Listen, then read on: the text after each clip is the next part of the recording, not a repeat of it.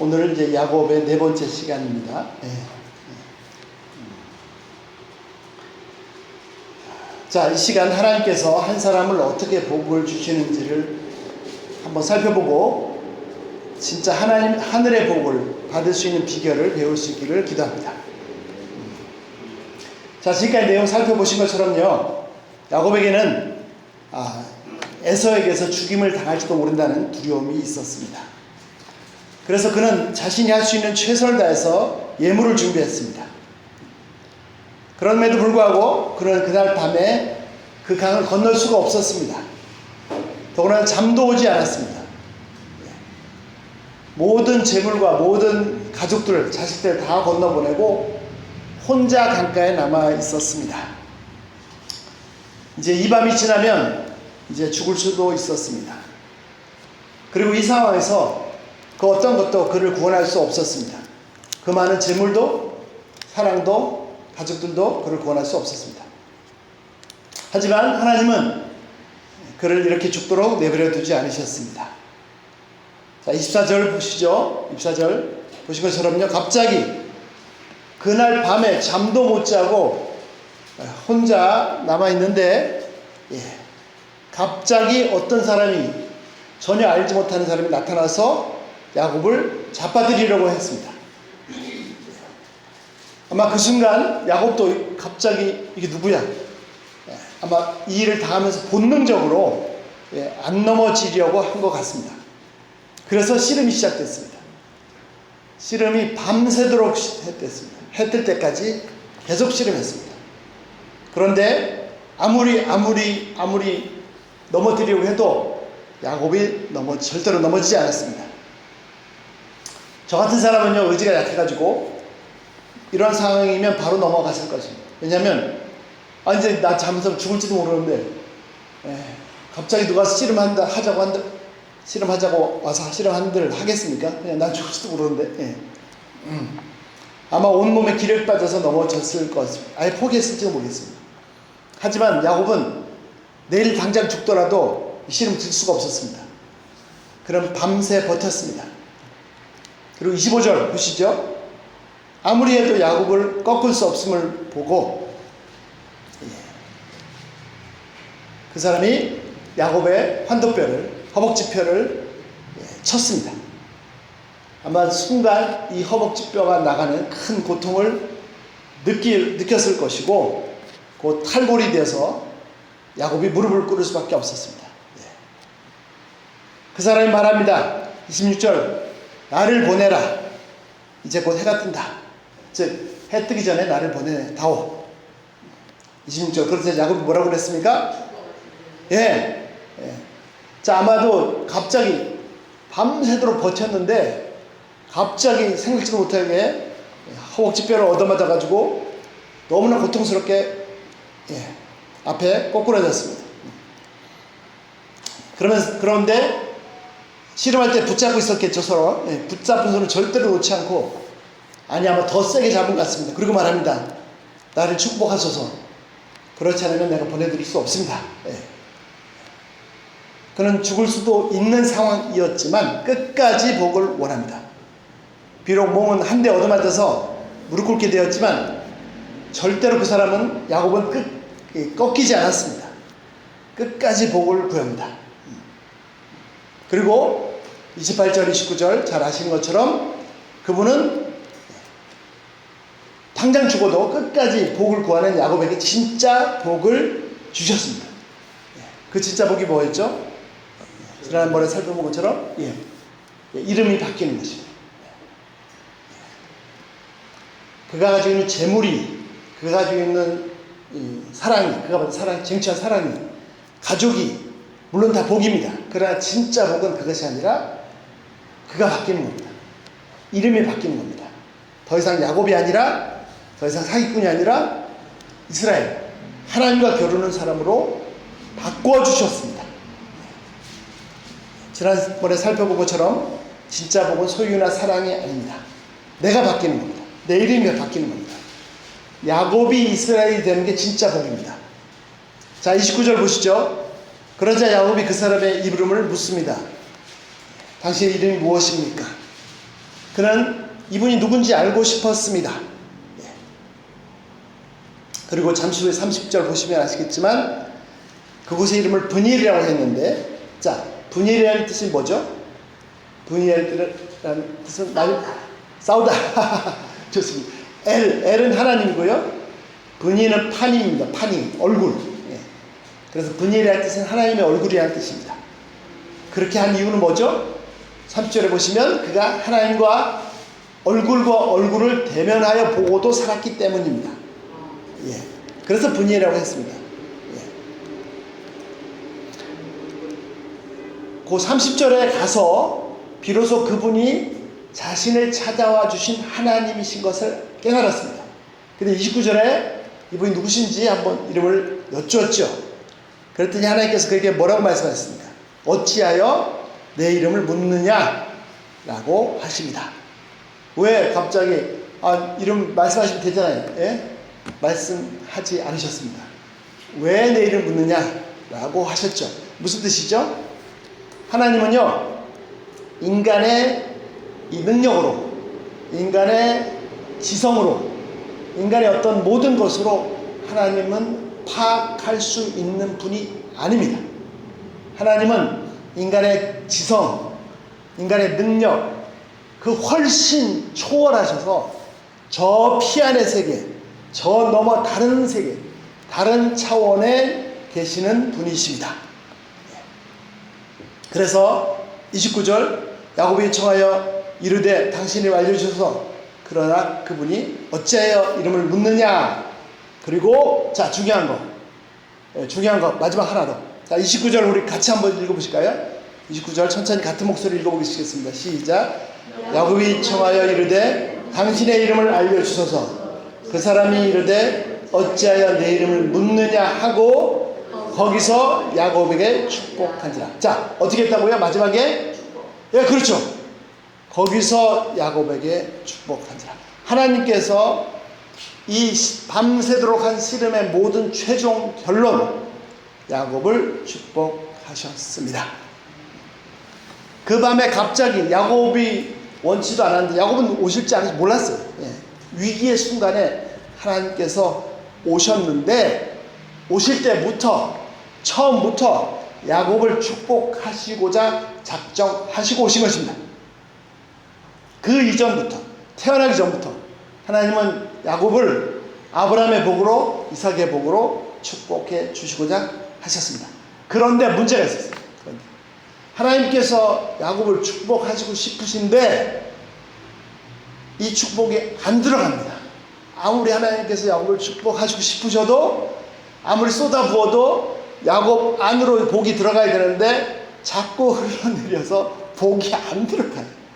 왜요? 왜 야곱에게 복이 안 들어갑니까? 야곱은 너무나도 강한 사람이었습니다. 이 신체가 강한 사람이 아니고 이 속의 자아가 너무 강한 사람이었습니다. 그는요, 자기가 어찌할 수 없는 그런 상황에 몰려도 절대로 무너지지 않습니다. 당장 내일 죽어도 오늘 씨름은 이겨야 됩니다.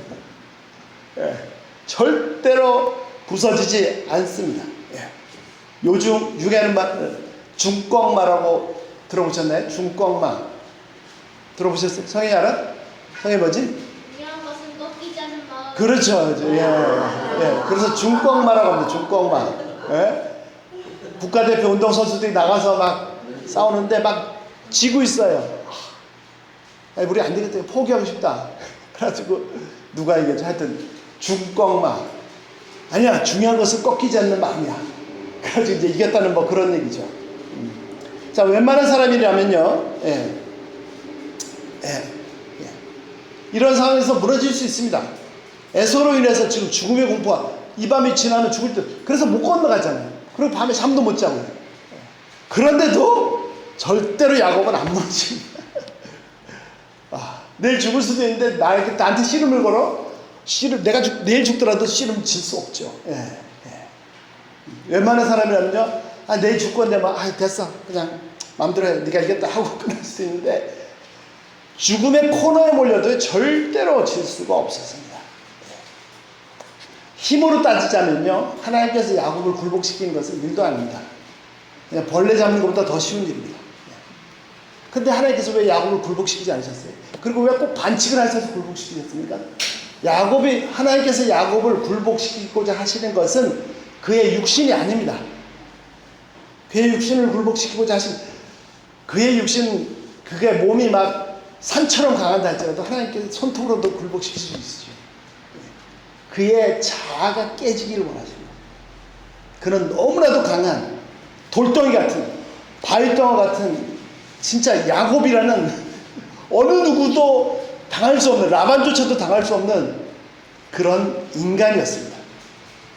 하나님께서 야곱을 힘으로 굴복시킬 수가 없으셔서 그의 허벅지 뼈를 치신 겁니까? 아닙니다. 힘으로, 육신의 힘으로 따지자면 하나님께는 벌레도 안 되는 인생입니다. 그런데 그 벌레도 안 되는 그 힘으로 하나님께 버틴단 말입니다. 예. 하나님께서 그의 허벅지 뼈를 치셔서 그의 육신이 아니라 그 야곱이라는 그 돌덩이 같은 이 자아를 부서뜨리신 거죠. 그럼 축복받은 게 목사님. 그래서 그를 무릎 꿇게 만드셨습니다. 그 야곱의 존재를. 그래서 야곱을 무릎 꿇게 하셨죠. 한 대 얻어맞아서 부러졌죠. 예. 그가 무릎 꿇어졌을 때, 그가 무너졌을 때 비로소 하나님께서 그를 복을 주실 수 있게 되신 것입니다. 야곱이라는 인간 자체가 깨지고 그가 무릎 꿇었을 때 비로소 그가 하나님께로부터 복을 받을 준비가 된 것입니다. 그래서 아시는 것처럼 축복하다라는 히브리어 말은, 바라크란 말은 원래 뜻이 무릎 꿇다입니다. 무릎을 꿇지 않으면 강제로라도 꿇게 하셔서 진짜로 복을 주십니다. 내가 하나님 앞에 무릎 꿇지 않으면 하나님의 복을 받을 수 없습니다. 내가 하나님 앞에 무릎 꿇을 때, 하나님 앞에서 나 자신을 낮출 때에, 하나님 앞에서 내가 무너질 때에 비로소 이 위로부터 쏟아지는 복이 내 속으로 들어옵니다. 예. 내가 살아있으면 이 복이 다 그냥 흘러가버리죠. 예. 내가 높으면요, 내가 살아있으면, 내가 부서지지 않으면 쏟아지는 복도 받을 수가 없어요. 이 내 속이 꽉 차 있는데, 내 속이 나 자신으로 꽉 차 있는데 아무리 양심하고도 이게 비어지지 않으니까 복이 들어올 수가 없습니다. 그래서 먼저 무릎 꿇게 하십니다. 그래서 바라크, 무릎 꿇을 때 바라크가 임하는 것입니다. 하나님 앞에서 무릎 꿇는 자에게 하나님께서 진짜 축복을 부어 주십니다. 하나님은요, 복을 주시기 위해서 어떻게 해요? 먼저 낮추십니다. 모세를 쓰시기 위해서 어떻게 했어요? 그 꼭대기에 왕자를 저 광야에 양똥치는 냄새나는 목자로 보내버리셨습니다. 다윗도 마찬가지죠. 다윗도 하나님께서 기름 부으셨습니다. 그래서 이스라엘 역사의 최고의 찬란한 왕이 되었습니다. 그리고 장차 오실 구원자의 모델입니다. 모델. 다윗 같은 메시아가 구원자가 오실 것이다. 예. 그런데 다윗이 그렇게 쓰임 받기 전에 사울 왕한테 죽임을 당하려고 수년을 도망다녔습니다.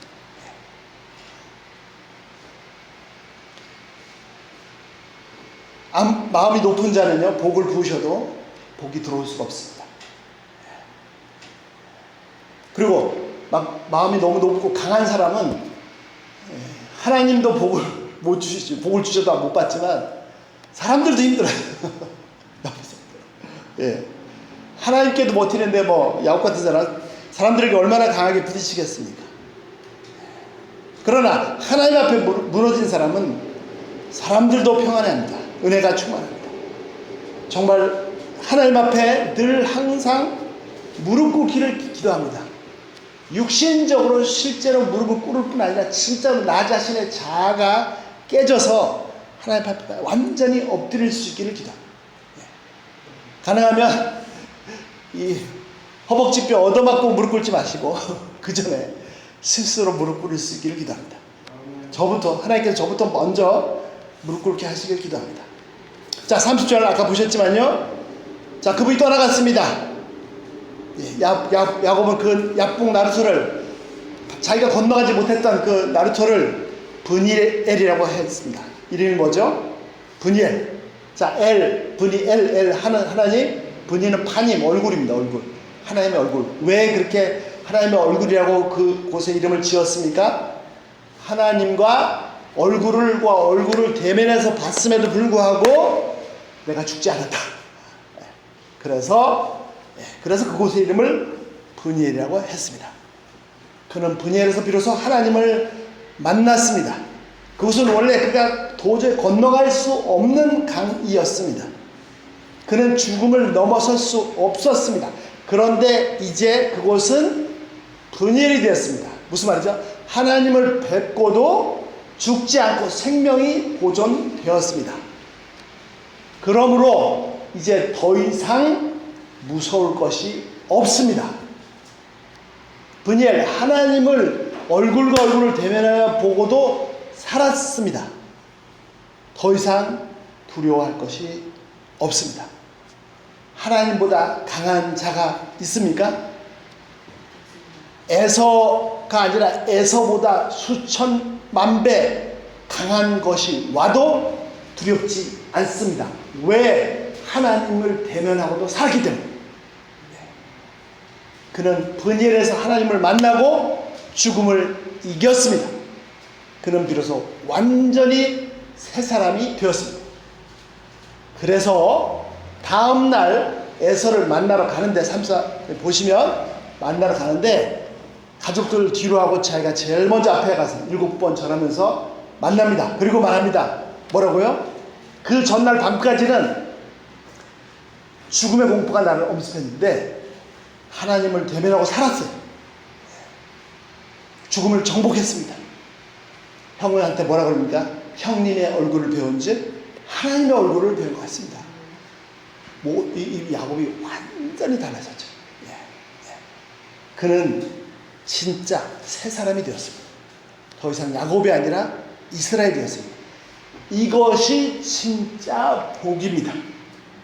하나님 앞에 바라크, 무릎 꿇혀진 사람에게 임한 바라크, 복. 본인이 이스라엘이 된 사람. 31절 보시죠. 31절. 그가 그곳을 지날 때 두 가지 현상이 나타났습니다. 어떻게 해요? 해가 돋았고 어떻게 해요? 몸은 허벅지 뼈가 얻어맞아서 쩔뚝거렸습니다. 그런데 우리말로 번역이 안 되어 있는데 좀 더 정확히 말하면 해가 그 사람에게 돋았습니다. 해가 그 사람에게, 그에게, 로라는 삼식 남성은 그에게 해가 돋았습니다. 뭐 굳이 번역 안 해도 뜻이 통하죠.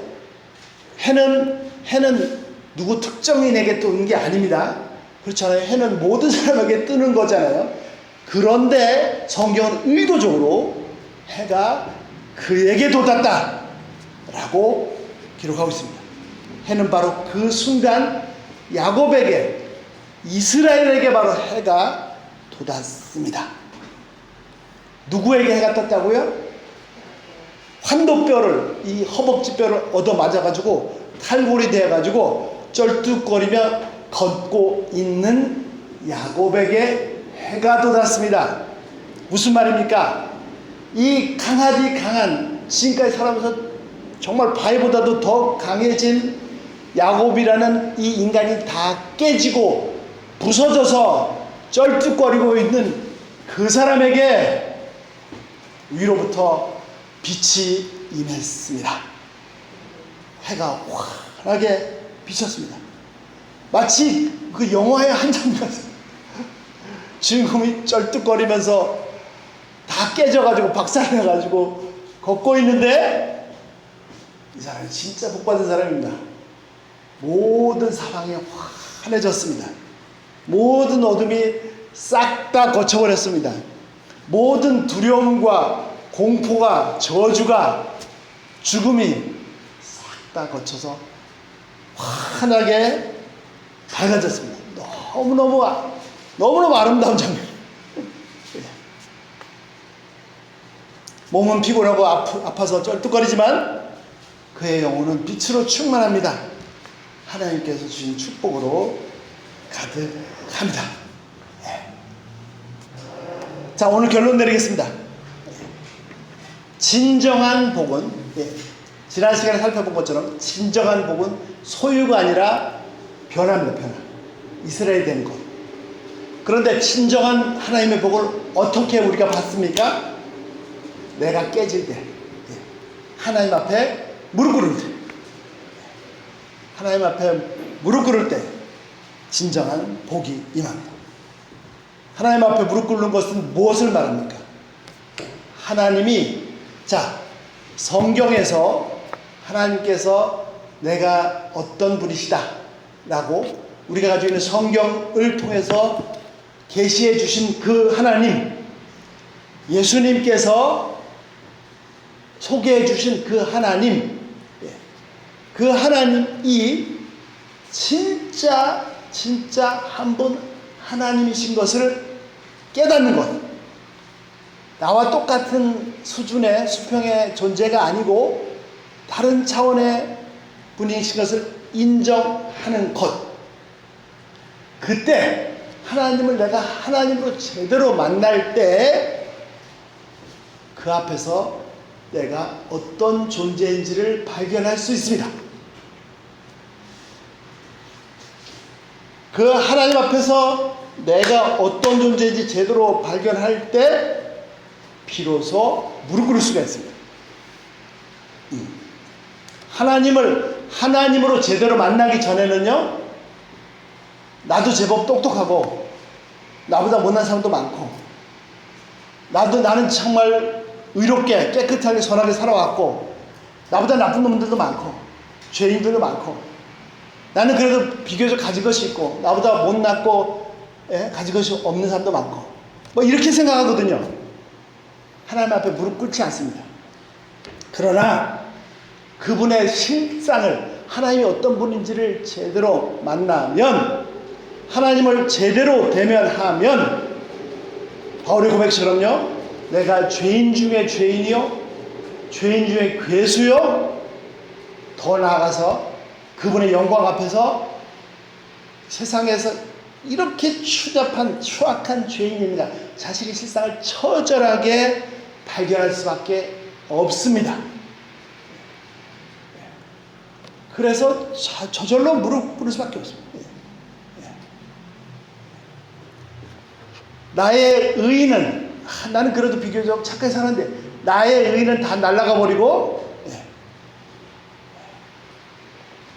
스스로 나 자신을 구원할 수밖에 없는 상태인 것을 발견할 수밖에 없습니다. 그때 하나님이 주시는 구원이 내 것이 됩니다. 스스로 자기 의의가 가득 차 있을 때는 절대 하나님이 아무리 구원을 주시고 싶어져도 받지를 않습니다. 스스로 힘이 있다고 하나님께서 볼 때는 정말 손톱으로 눌러도 그냥 벌레도 안 되는 것인데, 나보다 힘 약한 자들도 많은데, 나보다 권세가 없는 자들도 많은데, 나보다 가난한 자도 많은데, 나보다 무식하고 뭐 똑똑하지 못한 많은데, 이렇게 자기로 가득 차 있으면 그 하나님의 권능이, 하나님의 능력이, 하나님의 부유하심이 내 것이 될 수가 없습니다. 그런데 그분의 실체를, 하나님의 실체를 만날 때, 브니엘, 그분을 얼굴과 얼굴로 대면하여 볼 때 내가 자랑하는 힘이라는 권세라는 것이 하나님 앞에서는 정말 벌레도 안 되는 진짜 아무것도 아닌 그것을 인정할 수밖에 없고, 그렇게 내가 무릎 꿇을 때 하나님의 의가 내 것이 되고, 하나님의 구원이 내 것이 되고, 하나님의 무한정 부유하심이 내 것이 되고, 하나님의 권능이 내 것이 됩니다. 그래서 바울이 뭐라 했습니까? 바울이 자신은 뭘 자랑합니까? 자신은 자신의 약함을 자랑합니다. 약함. 바울이 뭐 바보입니까? 바울은 자신의 약함을, 자기 몸에 가시를 주신 것을 감사합니다. 약함을 자랑합니다. 왜요? 왜요? 자신이 하나님의 전능하신 하나님 보사 너무나 정말 먼지도 안 되는 자인 것을 고백할 때 자신의 연약함을 통해서 하나님의 권능이 나타나기 때문에, 인간의 권능이 아니라 하나님의 권능이 나타나기 때문입니다. 나는 아무것도 할 수 없는 너무나 무능력한 사람입니다. 내가 전하고 구원할 줄 알았습니다. 내가 할 수 있는 것이 아무것도 없었습니다. 바울의 고백처럼요, 나는 하나님의 역사의 회방자요 핍박자였습니다. 주여, 그럴 때 비로소 하나님께서 하나님 능력으로, 내가 무릎 꿇을 때 비로소 하나님께서 하나님의 능력으로 일하십니다. 아직도요, 내 능력으로, 내가 가지고 있는 뭔가 할 수 있는 거로 착각할 때가 너무나 많습니다.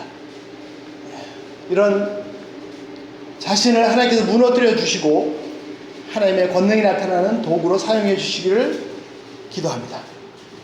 그렇습니다. 정말입니다. 복음은 내가 하나님 앞에서 무너질 때 그때 시작이 됩니다. 하나님의 복은요, 높은 곳에서 낮은 곳으로 올라갑니다.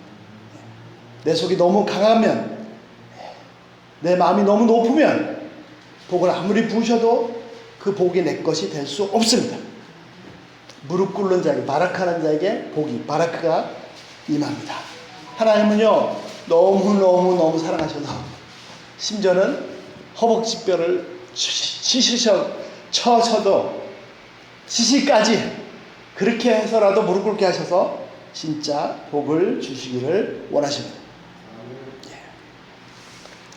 진정 하나님 앞에서 하나님이 어떠한 분이신지를 얼마나 광대하시고 위대하시고 전능하시고 전지하신 그분의 실체를 깨달을 수 있기를 기도합니다.